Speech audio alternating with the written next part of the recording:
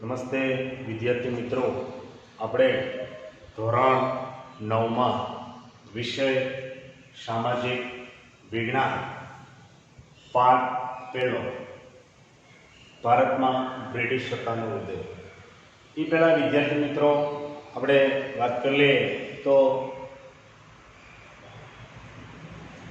7 જૂન 2021થી આપણે જે નવું શૈક્ષણિક વર્ષ ચાલુ થયું છે વિદ્યાર્થી મિત્રો, ઘણા વિદ્યાર્થીઓએ અહીંયા એડમિશન લીધેલા છે 9મા ધોરણમાં. અલગ અલગ પ્રાથમિક શાળાઓમાંથી આવતા હશે, પરંતુ ખાસ ધ્યાન રાખજો કે આપણે હાઈસ્કૂલ કક્ષાએ આવી ગયા છે એટલે થોડુંક વધારે ધ્યાન આપજો વિદ્યાર્થી મિત્રો. આપણે સામાજિક વિજ્ઞાનમાં જે આમ 3 ભાગ પડે, જે સામાજિક વિજ્ઞાનની વિભાવનાઓમાં 1 થી 7 પાઠ સુધી ઇતિહાસ વિભાગ કહેવામાં આવે, પછી 8 પાઠથી શરૂ કરી અને 12 પાઠ સુધી જે ભૂગોળનો જે વિભાગ છે એ ગણવામાં આવે, અને ત્રીજો વિભાગ છે એ 13 થી લઈ અને આમ ગણીએ તો ખાસ 18 સુધી જે આ બધો તો કે એમાં મિક્સમાં બધું આવી જાય છે. આ ભૂગોળનો જે વિભાગ છે એ ગણવામાં આવે છે, અને લોકજીવન અને આપત્તિ વ્યવસ્થાપન એ પણ એ ભૂગોળનો વિભાગ છે એ ગણવામાં આવે.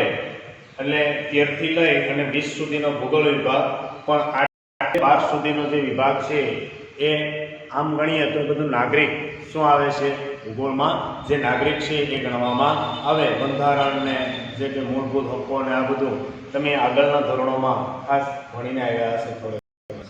પરંતુ વિદ્યાર્થી મિત્રો, આપણે અહીંયા શરૂઆત ભારતમાં બ્રિટિશ સત્તાનો ઉદય પહેલા પાઠથી આપણે કરવાની છે, તો ખાસ જોજો, ભણજો, અને જે આગળના ધોરણોમાં થોડે ઘણા અંશે ભણ્યા તો એનો પણ ખાસ કરીને અહીંયા જે ખાસ કરીને વિડીયો લેક્ચરમાં એટેન્ડ કરજો. તો અહીંયા આપણે જોઈએ તો કે પહેલો પાઠ છે ભારતમાં બ્રિટિશ સત્તા. તમને ખ્યાલ છે વિદ્યાર્થી મિત્રો કે ભારતમાં બ્રિટિશ સત્તાની શરૂઆત ક્યારે થઈ છે, અને એના વિશે પણ તમે 7મા અને 8મા ધોરણમાં સામાજિક વિજ્ઞાનમાં ભણ્યા હશે. તો અહીંયા આપણે જોઈએ કે ભાઈ પ્રાચીન સમયથી ભારત એના આર્થિક, સાંસ્કૃતિક અને આધ્યાત્મિક જે કંઈ વિચારો છે એ વિચારોને કારણે સમગ્ર વિશ્વમાં એક અજોડ સ્થાન ધરાવે છે. કારણ કે ભારતમાં પ્રાચીન સમયની વાત કરીએ આપણે તો અહીંયા આર્થિક, સાંસ્કૃતિક અને આધ્યાત્મિક દ્રષ્ટિએ વાત કરીએ તો સમગ્ર વિશ્વનું ધ્યાન છે એ ખેંચેલું છે.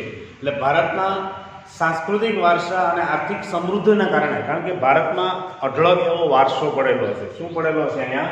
તો કે અઢળક એવો ખાસ કરીને તો તમે વારસો છે એ આ વારસો પડેલો છે, અને આ વારસો તમે 10મા ધોરણમાં પણ અભ્યાસ કરશો વિદ્યાર્થીઓ. આ વારસો તમે 10મા ધોરણમાં પણ અભ્યાસ કરશો તો ત્યારે ખાસ ખ્યાલ આવશે. તો અહીંયા આપણે જોઈએ કે ભાઈ ભારતમાં એ રીતે વારસો છે, અને ખાસ કરીને આર્થિક સમૃદ્ધિના કારણે વિશ્વના ઘણા બધા દેશો છે એ ભારતમાં આવ્યા છે. ઘણી બધી વિશ્વના ઘણા બધા એવી પ્રજાઓ છે કે અલગ અલગ દેશોની જે પ્રજાઓ છે એ ભારતમાં આકર્ષાણી, કારણ કે ભારત પહેલેથી પ્રાચીન સમયથી સમૃદ્ધ દેશ, જેને આપણે સોને કી સીડિયા શું કહેવામાં આવતો, ભારત દેશને સોને કી સીડિયા છે એ કહેવામાં આવતો. એટલે ઘણી બધી પ્રજાઓ છે એ ખાસ કરીને ભારતમાં આવી. એટલે ભારતમાં તો કે મરી મસાલા છે, તેજાના છે, મલમલ છે, એ સિવાય તો કે રેશમી કાપડ છે, દળી વગેરે તો કે યુરોપના દેશમાં નિકાસ થતી. કયા દેશમાં? તો કે ખાસ કરીને યુરોપ. અહીંયા યુરોપ જેવા રાષ્ટ્રો છે એમાં ખાસ કરીને જોઈએ તો કે એમાં નિકાસ છે એ કરવામાં આવતી, કારણ કે પુષ્કળ પ્રમાણમાં મરી મસાલા, તેજાના એ જતા. કારણ કે એ બધા પ્રદેશો કેવા છે? તો કે યુરોપ જેવા પ્રદેશો છે એ ઠંડા પ્રદેશો છે. કેવા પ્રદેશો છે? ઠંડા. ત્યાં એટલી બધી ગરમી છે એ પડતી નથી. એના કારણે તો કે એને ગરમ મસાલાની જરૂર પડે, મરી મસાલાની જરૂર પડે. જેમ આપણે ભારતમાં જે મરી મસાલાનો ઉપયોગ આપણે કરીએ એમ એ લોકો ત્યાં તો કે ઠંડા પ્રદેશોમાં વધારે તો કે ગરમી શરીરને મેળવવા માટે થઈ અને એ લોકો તો કે મરી મસાલાનો ઉપયોગ છે એ કરે છે. એટલે ભારતમાંથી પુષ્કળ પ્રમાણમાં મરી મસાલા છે, તેજાના છે, એ સિવાય ગળી છે, આ બધી વસ્તુની તો કે નિકાસ છે એ કરવામાં આવતી. એટલે ભારત અને યુરોપ વચ્ચે વ્યાપારમાં તો કે જમીન માર્ગે તેમજ તો કે જળ માર્ગ છે એ હતો અને આ માર્ગના કેન્દ્રમાં તો કે તુર્કસ્તાનમાં આવેલું ઇસ્તંબુલ એટલે કે એને કોન્સ્ટેન્ટિનોપલ શું કહેવામાં આવે? કોન્સ્ટેન્ટિનોપલ છે જે કહેવામાં આવે કે જમીન માર્ગે વેપાર કરવામાં આવતો, સાથે સાથે તો કે જળ માર્ગે પણ વેપાર છે એ કરવામાં આવતો અને મેન જળ માર્ગે તો કે તુર્કિસ્તાન કહેવામાં આવે કે તુર્કિસ્તાનમાં આવેલું જે ઇસ્તંબુલ જે કોન્સ્ટેન્ટિનોપલ છે એ કોન્સ્ટેન્ટિનોપલ દ્વારા તો કે ભારત અને યુરોપ વચ્ચેનો વેપાર છે એ કરવામાં આવતો, જેને જળ માર્ગ દ્વારા કેના દ્વારા તો કે જળ માર્ગ દ્વારા કે દરિયાઈ દ્વારા આપણે જોઈએ તો કે એક પ્રદેશમાંથી બીજા પ્રદેશમાં આપણે તો કે વસ્તુ છે એ આયાત નિકાસ છે એ કરી શકીએ. તો અહીંયા આપણે જોઈએ કે ભાઈ તુર્ક મુસલમાનોએ કોન્સ્ટેન્ટિનોપલ જીતી લીધું. તુર્ક મુસલમાનોએ જે કોન્સ્ટેન્ટિનોપલનો જે પ્રદેશ છે, જે ટાપુ છે, એ પ્રદેશ છે એ તુર્ક મુસલમાનોએ જીતી લીધું. ક્યારે જીતી લીધું? તો કે ઈસવીસન 1453. ક્યારે જીતી લીધું? તો કે ઈસવીસન 1453માં જે કોન્સ્ટેન્ટિનોપલ છે એનું પતન થયું. આમ ગણીએ તો એનું શું થયું છે? પતન. કારણ કે તુર્ક મુસલમાનોએ 1453માં એ જીતી લીધું. આથી તો કે યુરોપ માટે તો કે કોન્સ્ટેન્ટિનોપલ એટલે કે ઇસ્તંબુલ થઈ અને ભારતમાં આવતો જળમાર્ગ છે એ બંધ થઈ ગયો. કારણ કે એ કોન્સ્ટેન્ટિનોપલ થઈ અને ભારતમાં એ આવતા પણ 1453માં કોન્સ્ટેન્ટિનોપલનું પતન થયું એટલે કે તુર્ક મુસલમાનોએ એ પ્રદેશ છે એ જીતી લીધો. એટલે યુરોપ માટેનો જળમાર્ગ છે એના માટે બંધ થઈ ગયો. એટલે યુરોપવાસીઓને મરી મસાલા વગર ચાલે એમ નહોતું. કારણ કે એ પ્રદેશ ઠંડા, તો એને કારણે એને ગરમી મેળવવા માટે ખાસ કરીને મરી મસાલાની ખાસ જરૂર પડે અને ભારતના મરી મસાલા વગર એને ચાલે એમ નહોતું. એટલે શું કરો? કારણ કે આ પ્રદેશ તો જીતાઈ ગયો છે. એટલે એવી સ્થિતિમાં આપણે જોઈએ કે નવો જળમાર્ગ શોધવાની જરૂરિયાત ઊભી થઈ. એને કારણે તો કે યુરોપના લોકોને તો કે નવો જળમાર્ગ છે એ નવો જળમાર્ગ શોધવાની એ જરૂરિયાત છે એ ઊભી થવા લાગી. એટલે વિશ્વના ભૌગોલિક સંશોધન યુગનો આરંભ થયો. અહીંથી તો કે વિશ્વમાં ભૌગોલિક સંશોધનો જે તે પ્રદેશો છે એના સંશોધનો છે એની શરૂઆત છે એ થવા લાગી કે ભૌગોલિક પ્રદેશો છે એની શોધખોળ થવા લાગી. તો હવે છે ભારતમાં આવવાનો જળમાર્ગ, ભારતમાં આવવાના જળમાર્ગની શોધ.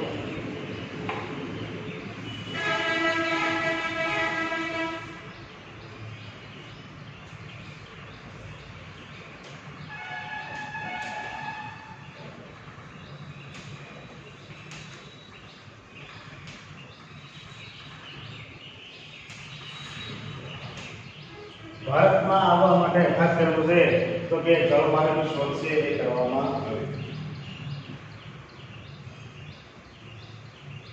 તો એમ છે કે ભાઈ પોર્ટુગલના રાજા પ્રિન્સ હેનરી એ સમયે તો કે પોર્ટુગલ છે તો પોર્ટુગલના રાજા કોણ હતા?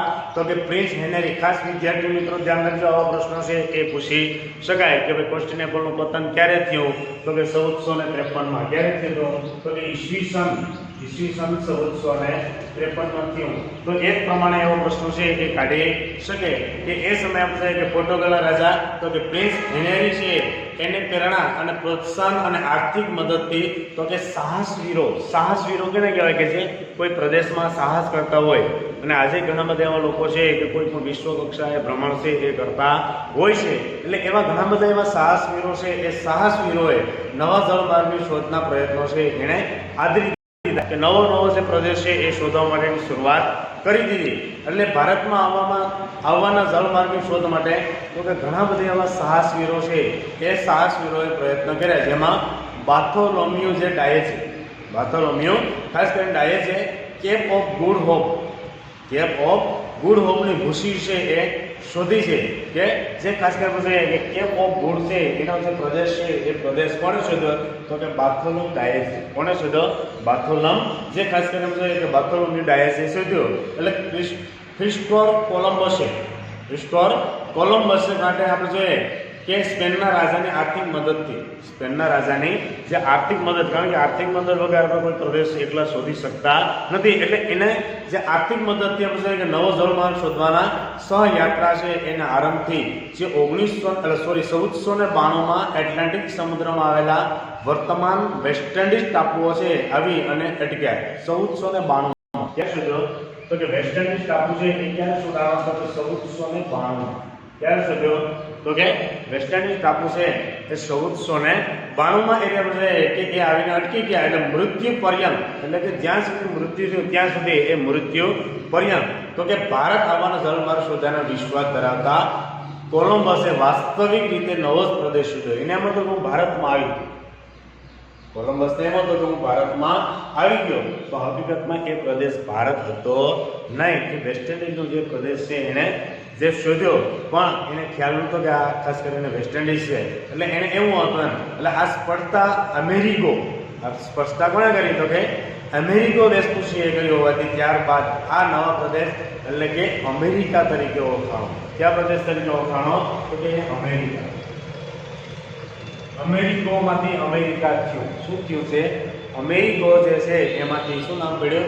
તો કે અમેરિકા. ખરેખર એ તો કે એવી રીતે તો કે એટલાન્ટિક મહાસાગરમાં ખાસ કરીને એ વેસ્ટ ઇન્ડિઝ ટાપુને આવીને અટકી ગયો. એટલે એને એમ છે કે હું ભારતમાં આવ્યો, હકીકતમાં એ પ્રદેશ હતો નહીં ભારત. એટલે એ 1492માં અમેરિકો પરથી એને અમેરિકા છે એ ખાસ કરીને કહેવામાં આવે છે. એટલે ખરેખર એ અમેરિકા પ્રદેશ છે એ શોધાણો. તો વિદ્યાર્થી મિત્રો, તમારા પાઠ્યપુસ્તકમાં પણ એના માટેનો નકશો છે આપેલો છે.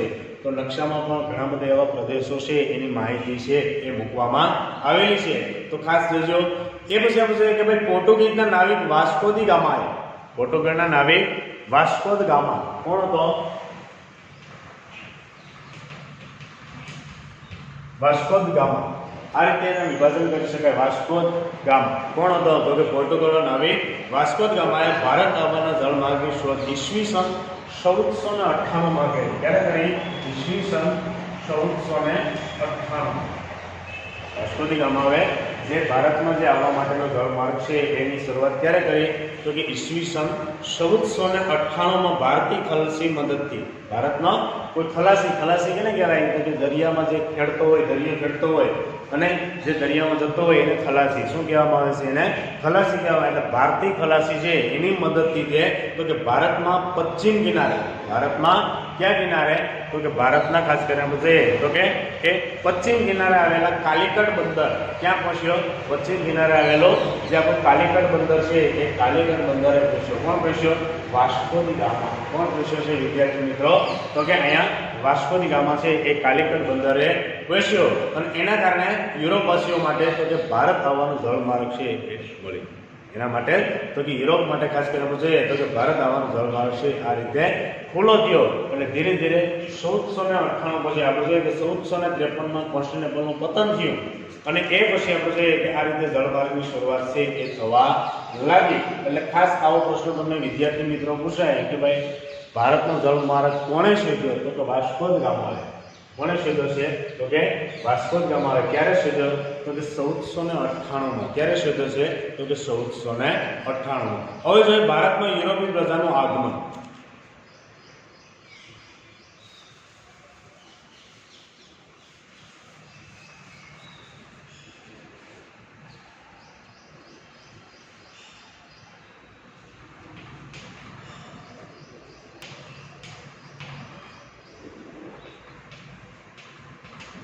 ભારતમાં યુરોપીય પ્રજા છે એનું આગમન. તો આ રીતે આપણે જોઈએ કે 1498માં જે વાસ્કો દી ગામા જે ભારતનો પ્રદેશ શોધ્યો અને એ પછી ધીરે ધીરે તો કે યુરોપના લોકો છે એ ભારતમાં આવ્યા. એટલે કે અંગ્રેજોનું આગમન અને વેપારી મથકોની સ્થાપના. યુરોપીય પ્રજાનો સૌપ્રથમ તો કે અંગ્રેજો. કોણ હતા? તો કે ખાસ કરીને અંગ્રેજો. અંગ્રેજોનું આગમન થયું.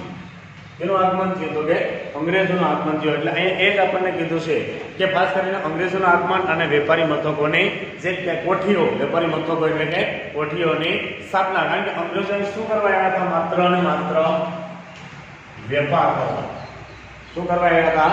માત્ર અને માત્ર વેપાર કરવા. તો આ રીતે આપણે જોઈએ કે ભારતમાં આવવાના જળમાર્ગની શોધ થયા બાદ, ભારતમાં આવવાના જે જળમાર્ગ છે એની શોધ થયા બાદ ભારતમાં વેપાર કરવા સૌપ્રથમ કોણ આવ્યા? તો કે પોર્ટુગીઝો એટલે કે ફિરિંગીઓ.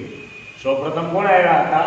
પોર્ટુગીઝો એટલે કે ફિરિંગીઓ. સૌપ્રથમ વેપાર કરવા માટે ફિરિંગીઓ આવ્યા હતા એટલે કે પોર્ટુગીઝો છે આવ્યા. એટલે આવો પ્રશ્ન પૂછાય કે ભારતમાં સૌપ્રથમ કોણ આવ્યા હતા? તો કે પોર્ટુગીઝો. કોણ આવ્યા હતા? તો કે પોર્ટુગીઝો આવ્યા હતા. એટલે આ રીતે આપણે જોઈએ કે 100 વર્ષના સમયમાં પોર્ટુગીઝોએ દીવ, દમણ, ગોવા, કોચીન, મલાકા વગેરે પ્રદેશો પોતાના નિયંત્રણ હેઠળ લાવી દીધા. 100 વર્ષના ગાળામાં દીવ, દમણ ને ગોવા આ બધા જે આજના આપણા કેન્દ્ર શાસિત પ્રદેશો છે એ કહેવામાં આવે છે.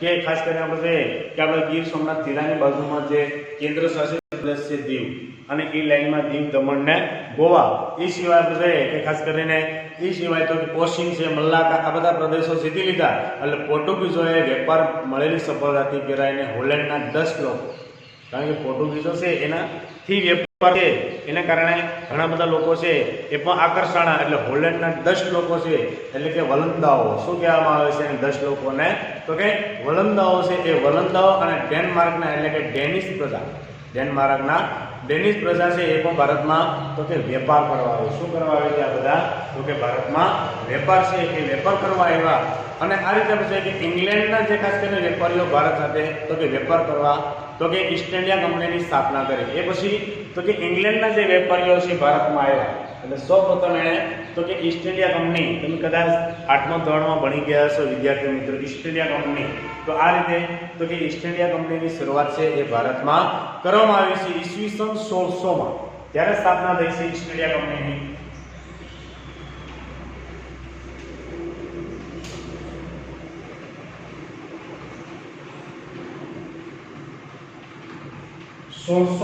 ઈસવીસન ક્યારે થઈ છે તો કે ઈસવીસન 1600માં આપણે ઈસવીસન એ લખી શકીએ ખાસ ધ્યાન રાખજો વિદ્યાર્થી મિત્રો ઈસવીસનની શરૂઆત છે એ જ્યારે વિડિયો થશે ત્યારે આપણે માહિતી આપશું કે ભાઈ ઈસવીસનની શરૂઆત ક્યારે થઈ તો ખાસ ઈસુના જન્મ પછી ઈસવીસનની શરૂઆત છે એ થવા લાગી ખરેખર આપણું પંચાંગ પ્રમાણે સંવત આવે શું આવે છે વિદ્યાર્થી મિત્રો સંવત આવે તો આ પ્રમાણે પૂછે કે ઈસ્ટ ઇન્ડિયા કંપનીની સ્થાપના 1600માં થઈ ઈસ્ટ ઇન્ડિયા કંપનીની સ્થાપના છે ઇંગ્લેન્ડમાંથી જે ઈસ્ટ ઇન્ડિયા કંપની છે આજે કેમ ઘણી બધી કંપનીઓ છે આજે ઘણી બધી કંપનીઓ છે એમ ઈસ્ટ ઇન્ડિયા કંપનીની સ્થાપના છે એ ખરેખર 1600માં ઇંગ્લેન્ડના રાણી ઇંગ્લેન્ડની રાણી એલિઝાબેથે ઈસ્ટ ઇન્ડિયા કંપનીને પૂર્વના દેશો સાથે વેપાર કરવાનો ખાસ કરીને પરવાનો આપતા પૂર્વના દેશો સાથે એને તો કે વેપાર કરવાનો છે એ પરવાનો આપતા ઈસવીસન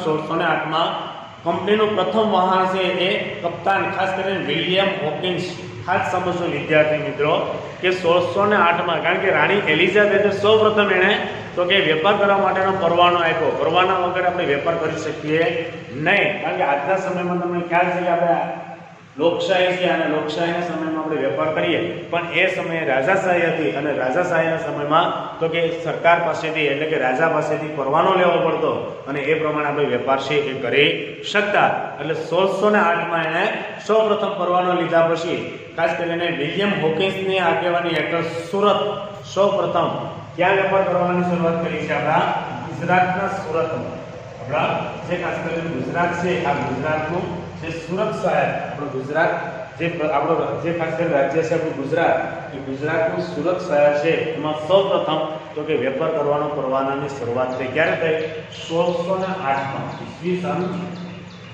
1608માં ખાસ સમજો વિદ્યાર્થી મિત્રો ઈસવીસન 1608માં સૌપ્રથમ તો કે અહીંયા વેપાર કરવાનો પરવાનાની શરૂઆત છે એ કરવામાં આવી એટલે આ રીતે આપણે છે કે પરંતુ એના ફિરંગીઓના વર્ચસ્વ અને વિરોધને કારણે કારણ કે અહીંયા તો કે ફિરંગીઓ હતા સુરતમાં કોણ હતા તો કે ફિરંગીઓ અને એનું વર્ચસ્વને કારણે આપણે જોઈએ કે ખાસ કરીને તો કે વેપાર કરવાની પરવાનગી મળી શકી નહીં અને આખરે ઈસ્ટ ઇન્ડિયા કંપનીને મુઘલ બાદશાહ જહાંગીર એ સમયે ભારતમાં મુગલોનું શાસન હતું એનું શાસન હતું મુગલોનું અને મુગલોનું શાસનની શરૂઆત ક્યારે થઈ તો કે ઈસવીસન 1526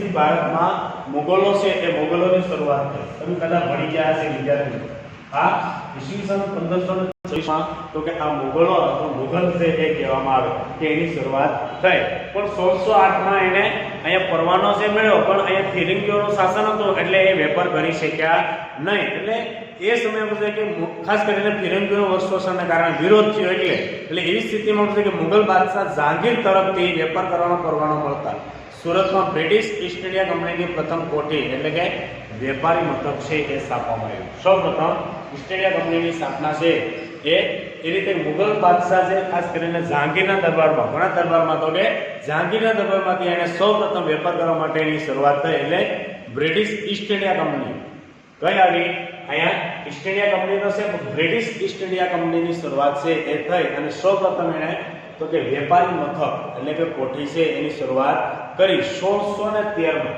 ત્યારે શરૂઆત કરી છે ઈસવીસન 1613માં શરૂઆત કરી એટલે ખાસ વિદ્યાર્થી મિત્રો સમજો 1600માં ઈસ્ટ ઇન્ડિયા કંપનીની સ્થાપના થઈ, 1608માં એ સુરતમાં ઈસ્ટ ઇન્ડિયા કંપની લઈને આવ્યા, પરંતુ એને વેપાર કરવાનો પરવાનો મળ્યો, એટલે કે ટૂંકમાં વિરોધને કારણે વેપાર થઈ શક્યો નહીં. પણ મુગલ બાદશાહ 1526માં જે મુગલો આવ્યા એમાં મુગલ બાદશાહ જહાંગીરના દરબારમાં તેને 1613માં તો કે વેપાર કરવાનો પરવાનો છે એને મળ્યો. એટલે શરૂઆતમાં કંપનીએ સુરત, ભરૂચ, અમદાવાદમાં વેપારી મથકો સ્થાપ્યા, પરંતુ આ પ્રદેશમાં મરાઠી સત્તાઓ છે એનું પ્રભુત્વ વધ્યું, કારણ કે ત્યારે ભારતમાં મરાઠી સત્તાઓ પણ હતી. જે આપણે શિવાજી છે તો શિવાજી મહારાજ જે મરાઠા હતા તો મરાઠી સત્તાનું પ્રભુત્વ છે એ પણ વધારે હતું. એટલે ખાસ કરીને કંપનીને જોખમ દેખાણું, કારણ કે કંપની લાંબો સમય હાલે એમ નથી, એટલે કંપની ખાસ કરીને જોઈએ તો કે એને જોખમ છે એ દેખાણું. એટલે તેથી દક્ષિણ અને પૂર્વ દિશામાં આગળ વધ્યા, જ્યાં ત્યારે મછલીપટ્ટનમ એટલે કે આજનો આંધ્રપ્રદેશ, મછલીપટ્ટનમ એટલે કે આજનો રાજ્ય છે એ આંધ્રપ્રદેશ, પછી સેન્ટ જ્યોર્જ એટલે કે ચેન્નાઈ, અને બીજા નંબર આપણે પોર્ટ વિલિયમ્સ એટલે કે કોલકાતામાં કોઠીઓ સ્થાપી અને મુંબઈ ખાતે વડુ મથક સ્થાપ્યું. એને વડુ મથક કેને બનાવવામાં આવ્યો તો કે મુંબઈ છે એને વડુ મથક બનાવવામાં આવ્યું 1687માં. ક્યારે બનાવવામાં આવ્યું તો કે ઈસવીસન 1687માં આ રીતે આપણે જોઈએ તો કે એને મુંબઈના વડુ મથક છે બનાવવામાં આવ્યું. જેમ આપણું કેમ ગુજરાત છે તેનું વડુ મથક કયું છે તો કે ગાંધીનગર, એમ આ બધા પ્રદેશોમાં એને ભરૂચ છે, સુરત છે, અમદાવાદ છે, આ બધા સાથે એને કોઠીઓ સ્થાપી, કહેવાની તો કે વેપાર કરવાની કોઠીઓ સ્થાપી, અને એ રીતે તો કે એને મુંબઈ છે એને વડુ મથક છે એ બનાવવામાં આવ્યું. ફરી વખત આપણે મળશું ત્યારે આગળ પાછા લઈ જઈશું એને એ મુદ્દો. ઓકે.